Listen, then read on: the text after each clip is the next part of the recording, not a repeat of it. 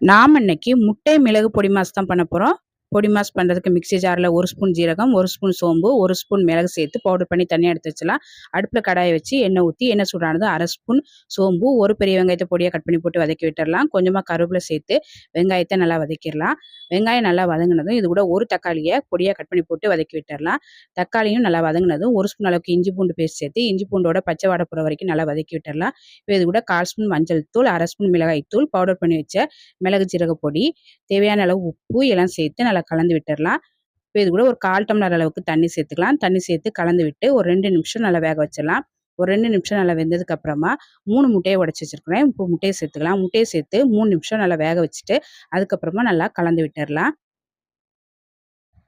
இப்போ முட்டை சேர்த்து நல்லா கலந்து விட்டாச்சு. இப்போ இது கூட கடைசியா கொஞ்சமா மல்லி இலை சேர்த்து கலந்துட்டு இறக்குனா டேஸ்ட்டான முட்டை மிளகு பொடி மாஸ் ரெடி. ட்ரை பண்ணி பாருங்க.